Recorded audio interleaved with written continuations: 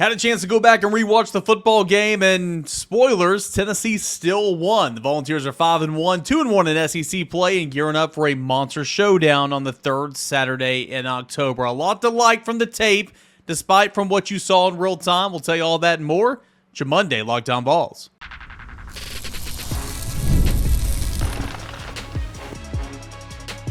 You are Locked On Vols, your daily podcast on the Tennessee Volunteers. Part of the Locked On Podcast Network, your team every day. Hey, good Monday morning, everybody. Welcome into Locked On Vols. It is your place, your number one stop for Tennessee football coverage each and every single weekday morning. Free and available wherever you get your podcast. Please subscribe if you're watching on YouTube, and download us wherever you listen to your podcast as well. Can't thank you guys enough for being a part of the show, you everydayers.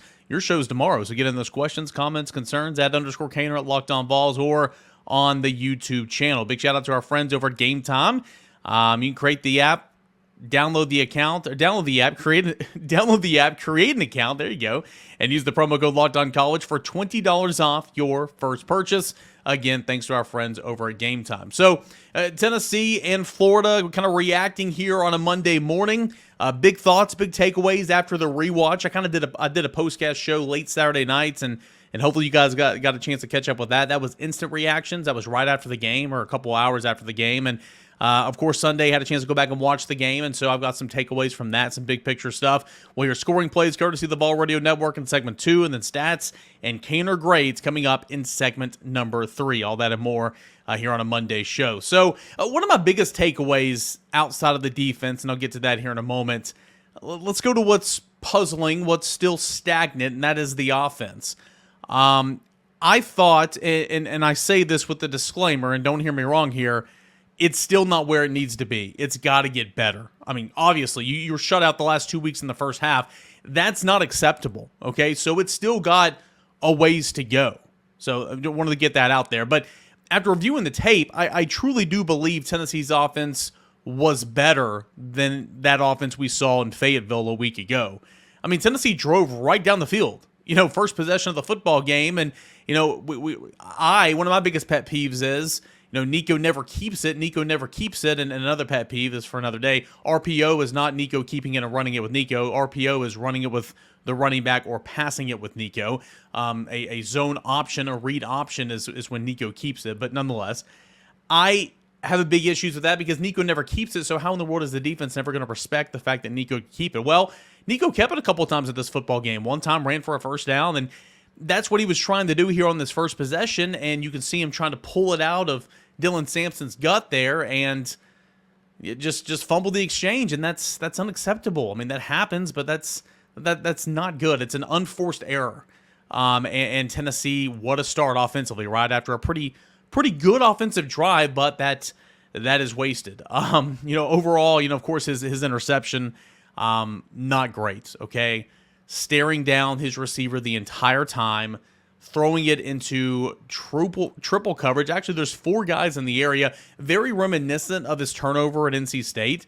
That was the turnover for Nico, the interception for Nico in that football game the other night. So, yeah, he turned the football over. That's not good. Tennessee has not been a very good offensive starting football team this season, which is not great outside of some of those cupcake games.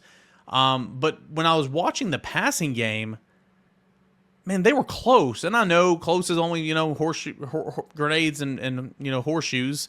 I get that, whatever that saying is that I butchered there. But, I mean, we're talking on a couple of those throws down the field. We're talking a matter of feet, sometimes inches. Squirrel White absolutely lays out to try to get that one over the middle and comes up just short. You had one to Nimrod down the middle of the field later in the football game that he was, hoping for a flag. I thought that was a ball that he could probably have caught. Chris Bradsell down the far sideline did catch it, got pushed out. I thought that was a really good throw. He missed one to Chaz Nimrod down the sideline, the near sideline, and I'm not sure if Nimrod was looking over at the wrong shoulder or whatever. But the fact of the matter is the ball was out of bounds, and so that was a bad throw. All of those plays I'm describing, Tennessee was behind the secondary. And so if Nico hits him in stride, boy, those are touchdowns. And I'm not saying you're going to hit 100% on every single one of those throws. That's not how football works. But for Tennessee's offense to be jump-started, for Tennessee's offense to get back to where it needs to be, you need to hit on a couple of those plays because, newsflash, you hit on a couple of those throws, it's a completely different ball game. But Tennessee did not. I guess my point is, and there were some throws last year with Joe Milton in the offense where they were close, but so many times, that's why you got that nickname Overthrow Joe. It just wasn't even close. I mean, we're talking a matter of feet, sometimes inches in this. So I was encouraged a little bit by saying, man, sure, Nico's got to hit those guys, and Nico's got to be better. I'm not saying that he doesn't have to be better, but I was encouraged on rewatch just how close I thought some of those plays were hitting.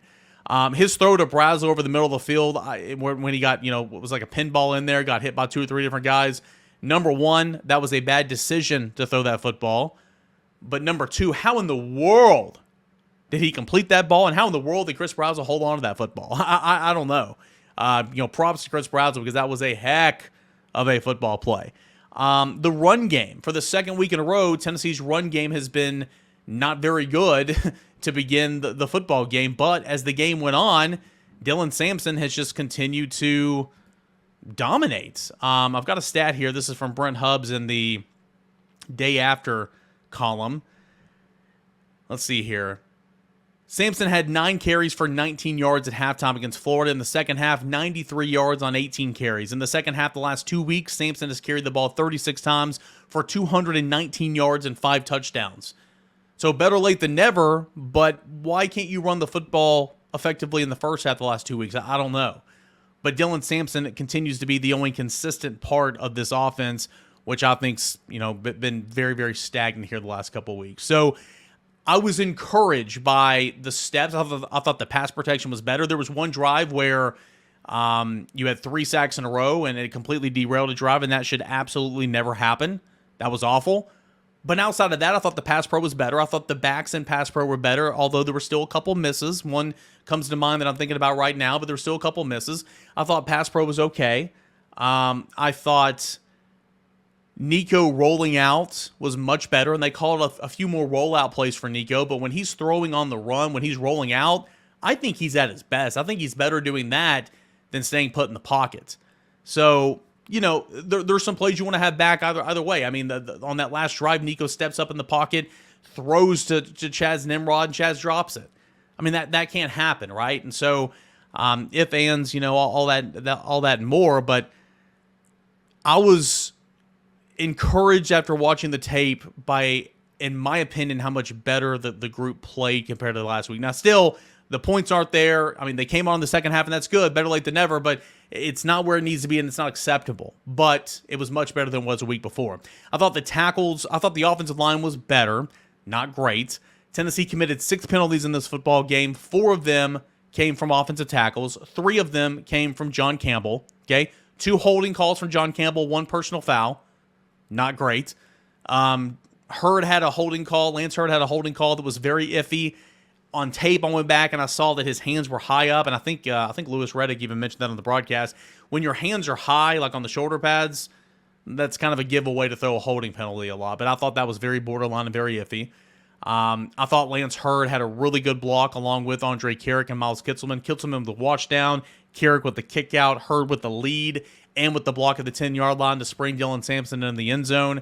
There on his second touchdown to put Tennessee up 17-0, 23-yarder. I thought that was good.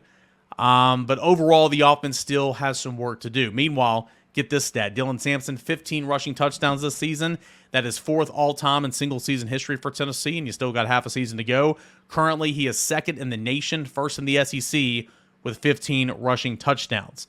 Not bad, right? Dylan Sampson has 28 career rushing touchdowns. That is tied for 4th all-time in Tennessee history. And again, you still have half a season to go, so that's exciting right there.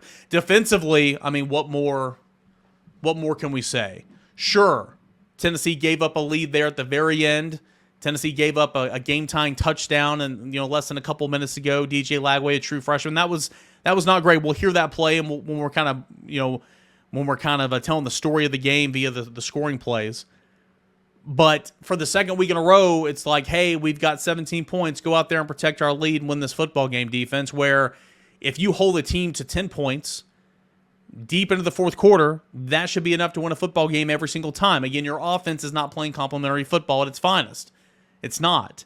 But the defense just continues to go out there and does do what it does. I mean, 4 sacks in this football game. Of the 38 combined dropbacks for Graham Mertz and DJ Lagway, Tennessee had pressures. Tennessee blitzed on 17 of those dropbacks, which I thought was great because a season ago that was not the game plan to be very aggressive. Tennessee had 12 TFLs. I thought the defensive line of Amari Thomas, who played great in the first half, Omar Norman-Lott, who had a couple sacks in this football game, Bryson Eason, who, what a brilliant play there in overtime. Whenever Tennessee's got a stunt going on, so he's going to the outside, but as he's going about his stunt and kind of playing that piano, he sees the screen developing. He works his way to that screen. The guy catches it, and there's Bryson Eason to smack him for a 5-yard loss. I thought that was such a great play. Hate it for Keenan Peely. We'll see exactly what the extent of that injury is, but it did not look good, and you hate that.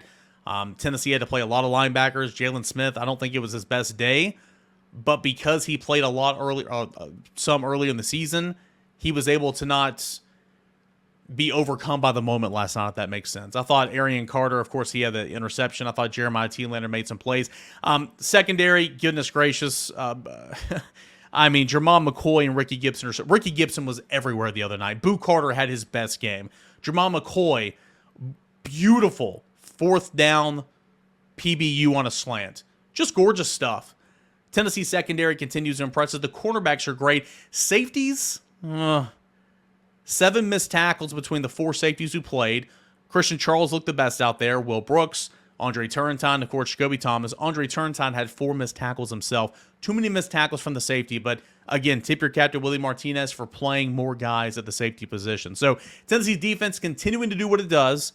Tennessee's defense, sure, you can move the goalposts and say, well, Arkansas's offense isn't great, Oklahoma's offense isn't great, Florida's offense isn't great, NC State's offense isn't great. I hear all that. Alabama's going to be the best offense it's seen so far. I get all that. But you're midway through the season, and look at where you are defensively. You're a pretty daggone good unit, okay? Tennessee's got one of the better defenses in college football and one of the better defenses in the Southeastern Conference, no doubt about it. So Tennessee's defense continues to carry the load. Offense, not acceptable, not where it needs to be, but better from a week ago. And then quickly, punt team there in the fourth quarter. Punt coverage team was abysmal, put the defense in a bind in a huge way. We'll hear how it sounded, courtesy of the Vol Radio Network. Here as we take a look at the scoring plays in segment number 2 before we get into stats and Cainer grades, all that and more coming up as we continue on here with a Monday edition of Locked On Vols. Stay tuned. When you're hiring for small businesses, you want to find quality professionals that are right for the role. That's why you got to check out LinkedIn Jobs. LinkedIn Jobs has the tools to help you find the right professionals for your team faster and for free. LinkedIn isn't like any other job board. LinkedIn helps you hire professionals that you can't find anywhere else, even those who aren't actively searching for a new job but might be open for that perfect role. In a given month, over 70% of LinkedIn users don't visit other leading job sites, so if you're not looking on LinkedIn, you're looking in the wrong place. Over 86% of small businesses get qualified candidates within 24 hours. You can hire professionals like a professional by using LinkedIn. All right, so post your job for free over at linkedin.com/lockedoncollege. That's linkedin.com/lockedoncollege to post your job for free. Terms and conditions do apply. Hey guys, welcome back into your Monday morning edition of Locked On Vols. Reactionary Monday. We are looking back. We're talking about Tennessee's win over Florida. Sure, there's frustrations with the offense, and that's fair, okay? That is 100% fair. But as I said on Saturday night, you can expect to be better, but at the end, enjoy it, right? I mean, you're in this fall season. We get 12 guaranteed Saturdays. We spend our my whole professional career revolves around these 12 Saturdays. Your fandom revolves around these 12 Saturdays for the majority of the time. And I know we celebrate Tennessee baseball and basketball as well and Lady Vols, but this is football, right? And you get so caught up in the day-to-day, and you get so caught up in, well, this should be better, this should be better. You beat Florida. For the first time since 1990 and 1992, you have back-to-back home wins at Neyland Stadium over Florida. Prior to Saturday night, you had beaten Florida twice in a row in Gainesville more recently than you did at Neyland Stadium. You found a way to beat Florida. As I said all last week, it was going to get weird. It was going to get wacky. I still thought Tennessee would win with a little bit of a buffer in there, but I knew it would be kind of wild and wacky. That's why I picked Florida to cover this spread, this 15.5 point spread that actually jumped to 16.5 on game day. But you beat Florida, and you found so many ways to lose this game in the series, just like Florida did the other night. But you were on the other side, so enjoy it. Enjoy it. That is my opinion. You can take it as my advice. You can take it or leave it, but enjoy it. But also, nobody's saying this team's ready to win a national championship with the way it's looked offensively the last 2 weeks. Can it get better? That's the hope, and I do think it can get better, but it's got to get better in a big, in a fast clip, because Alabama's coming to town. And it might turn into one of those games, you got to score 30 or 40 to win this football game like we saw it back in 2022. We'll see. We'll talk a lot about Alabama as the week goes on. Don't worry about that. We'll have plenty of guests coming on. But first, courtesy of the Vol Radio Network, want to hear the scoring plays from the other night. I have written permission to play these clips here on Locked On Vols. So it started with a field goal, 42-yard field goal from Trace, I forgot his first name, excuse me. It's got it right here, actually. Trey. Yeah, it's Trey. Trey Smack, 42-yard field goal to cap a 27-yard, 10-play drive that took about 5 minutes off the clock, 3:15 in the first quarter. It was Florida that took a 3-0 lead. Then, again, no scoring. Tennessee, drove the football a little bit, turned it over. You had Florida that was lining up to kick a field goal there as time expired in the first half, but an illegal substitution. Tennessee said, we'll take that. Of course, you had James Pierce that stripped Graham Mertz on the 1-yard line earlier. Tennessee made one fourth down stop as well in that. That was a Ricky Gibson, beautiful play. They sent Trey Wilson in motion, and since he was in man coverage, he went with them, ran the alley. Arion Carter set the edge.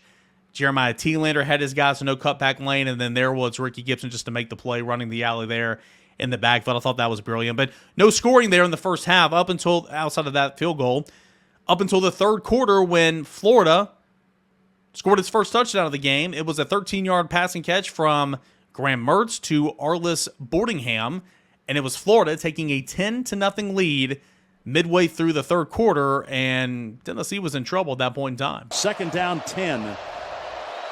Gators at the Tennessee 13-yard line. Mertz back to throw.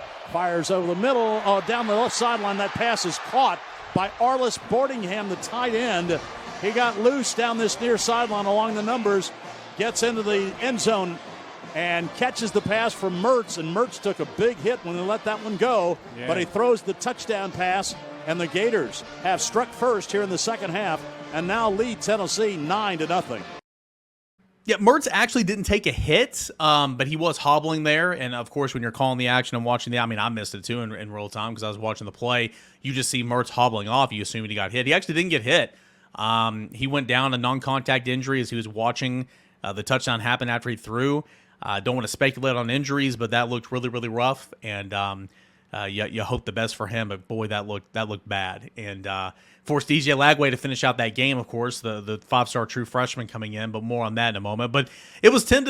It was 10-0. 7:18 left in the third quarter, and Tennessee had nothing going offensively. But Tennessee does respond. Its best drive of the evening so far.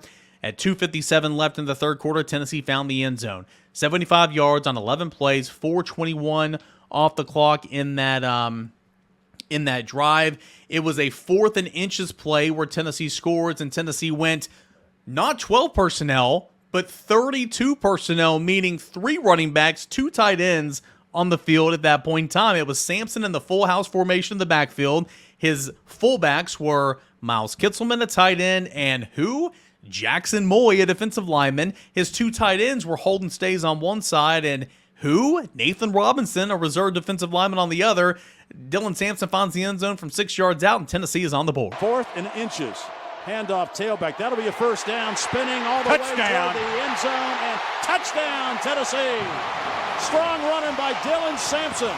On 4th and inches, Sampson over left tackle powers his way into the end zone. Tennessee's first points tonight. And the Vols now have cut the Florida lead to 10-6.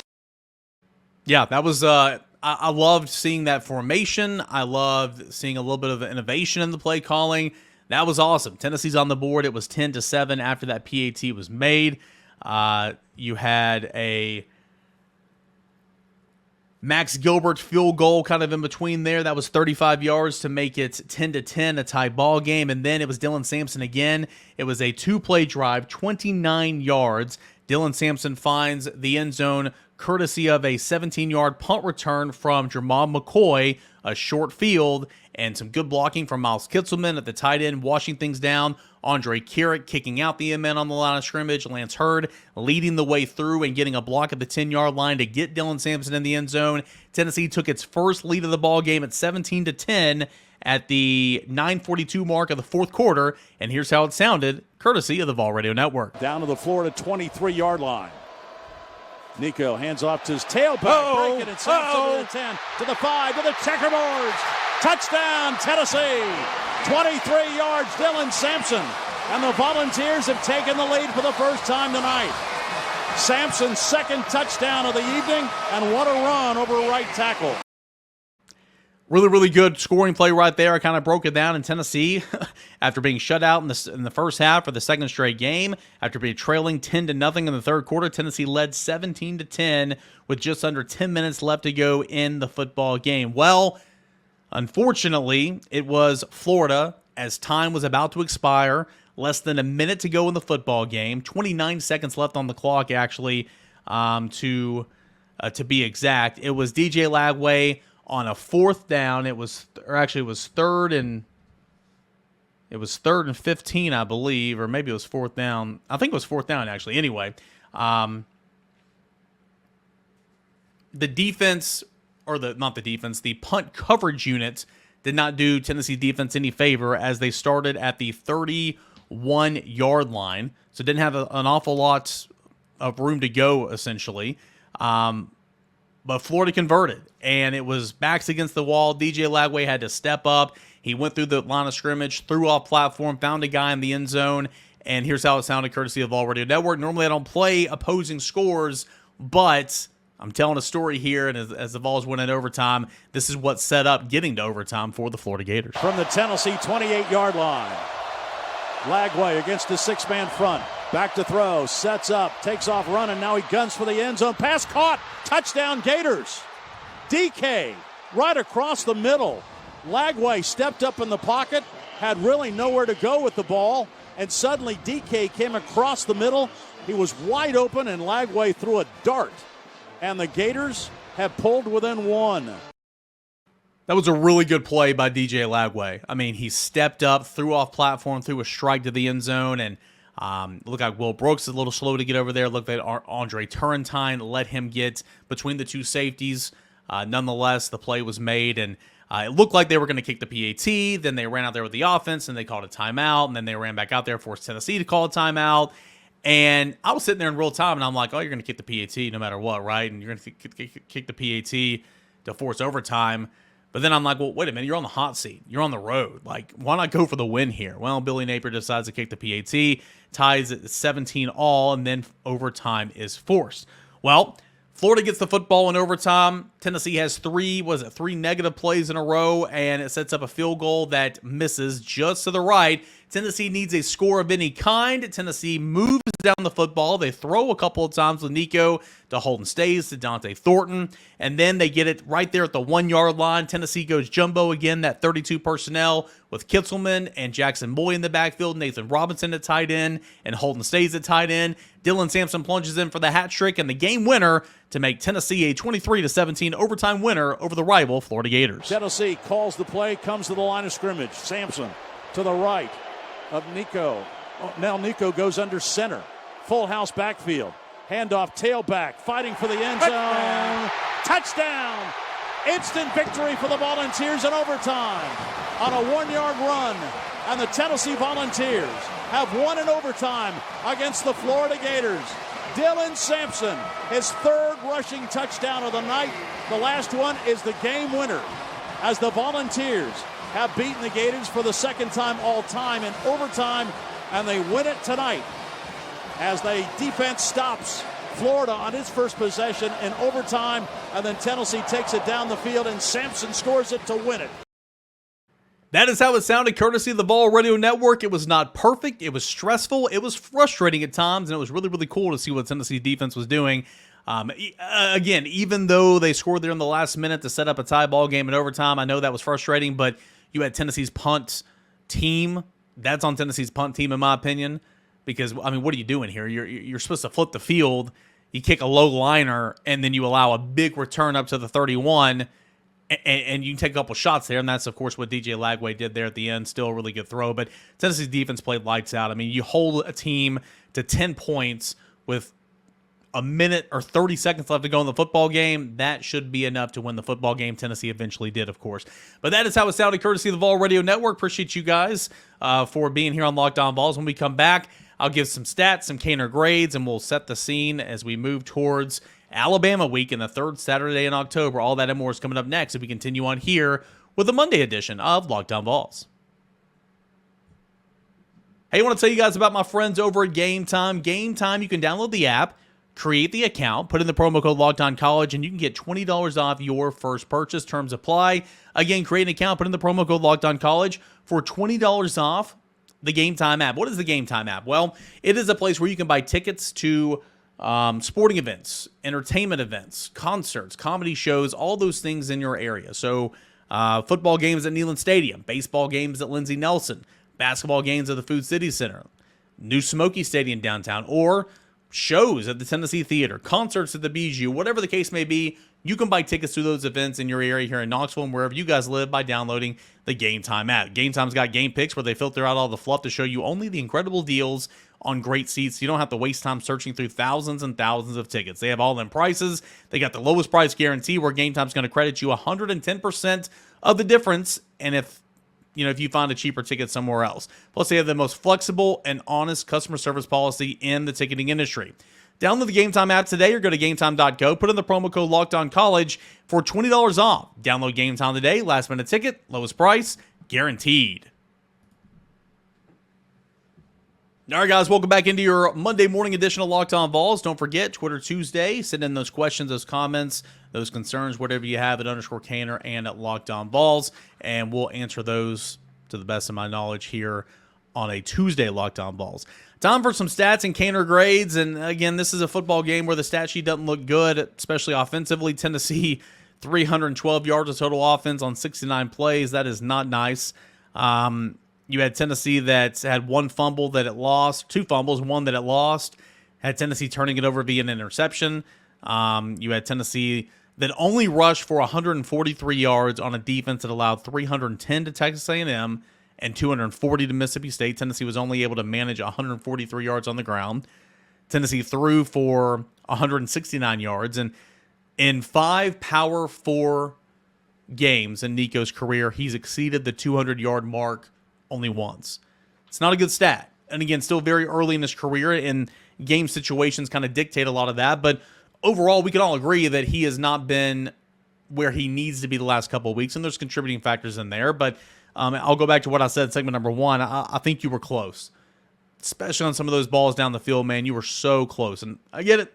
It's not how you win games, horseshoes, hand grenades, all that and more. But I think there's something to build on. I think there's something to have hope about this offense. But you got to protect. You got to be able to run the football for 4 quarters. You can't be making freshman mistakes like Nico made at points and times in that football game. So offensively, the stats weren't fantastic. I mean, third down, Tennessee was, if I can find it. Here we go. Third down, Tennessee was 4 of 15. Fourth down, Tennessee was good, 2 of 2. That's great. Did score on all 3 chances in the red zone. Twice, Tennessee scored a touchdown in the red zone, so that's good. Tennessee allowed 3 sacks. Defensively, this is where all the hoopla should be, right? I mean, you have Florida. It had 361 yards of total offense. That's a fine day at the offense for a defense. It allowed only 223 through the air, 138 on the ground. Those are solid. Tennessee had 4 sacks. Tennessee had 12 TFLs. Tennessee on third down, it held Florida to a 5 for 15 clip. Tennessee's defense on fourth downs held Florida to 0 for 2. Here's something. Red zone, Florida scored on only 3 of its 6 red zone trips, and 2 of which were touchdowns. So Florida got to the red zone on 6 occasions, right?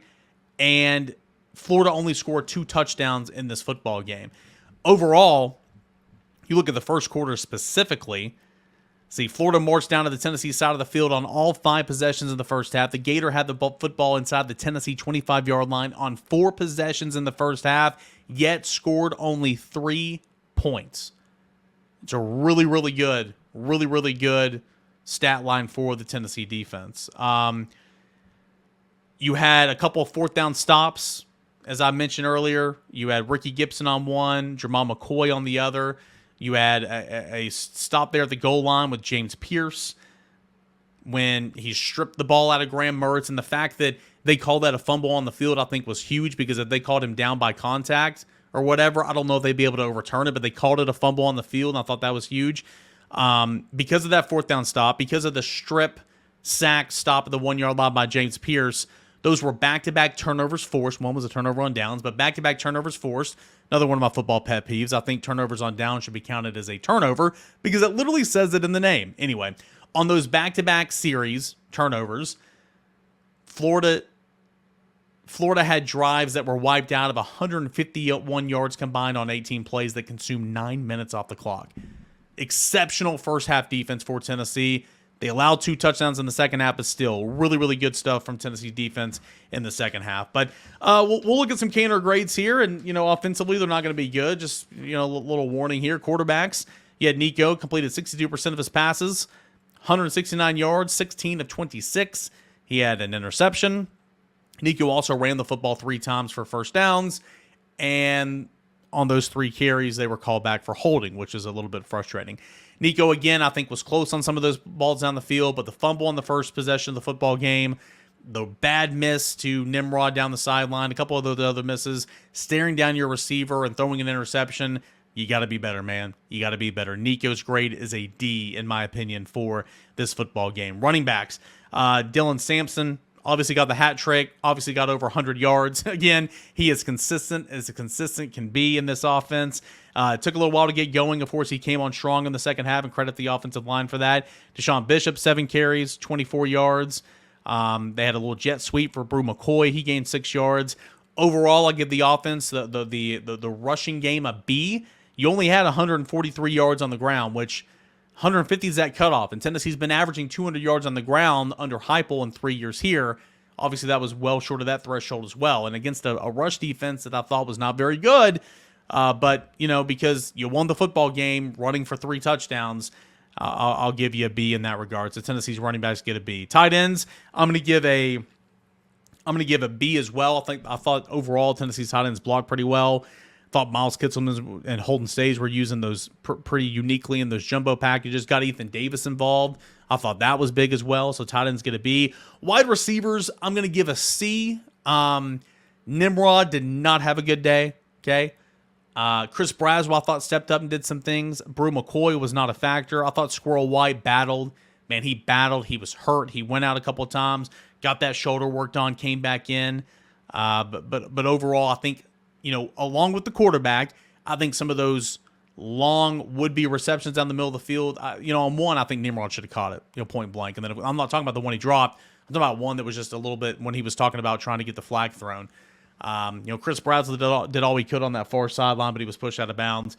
I'm going to give the wide receiver play along with the quarterback play. I'll give the wide receiver play a C+, where, of course, the quarterback play was a D. Offensive line allowed 3 sacks. Tackle play, I thought was a little bit better, but it still wasn't great. Pro Football Focus graded these guys horribly across the board.